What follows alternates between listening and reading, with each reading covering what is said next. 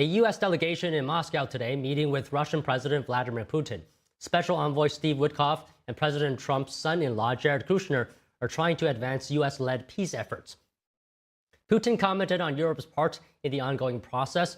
According to the Russian president, European nations are angered they're not part of the process. He added European nations aren't trying to end the fighting, and they purposely make demands which Russia won't accept. We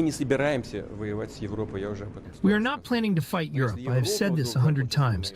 But if Europe suddenly decides to wage war against us and starts it, we are ready right now. There can be no doubt about that.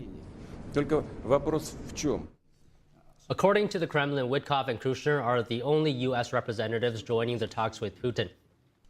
Witkoff and Putin last met in August. Today's talks come just 2 days after Secretary of State Marco Rubio met with the Ukrainian delegation in Florida. The Trump administration highlights its willingness to talk with both sides of the conflict to end the fighting. Meanwhile, Ukrainian President Volodymyr Zelensky continues his visit to European countries. Zelensky is aiming to help sustain Ukraine's fight against Russia's invasion.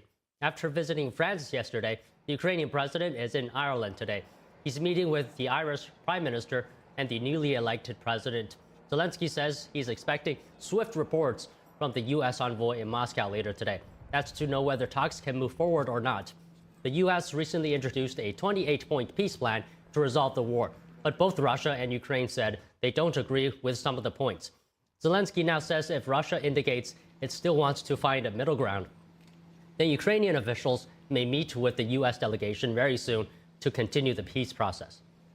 If I feel that we can count on real, specific dialogue, not just words, with some result, we will meet, and he's very welcome to Ukraine. The most sensitive things and the most difficult questions, or questions with the challenges, is about territories. It's about frozen assets, because I can't just myself speak on behalf of European leaders. The Pentagon is defending U.S. military strikes on Venezuelan drug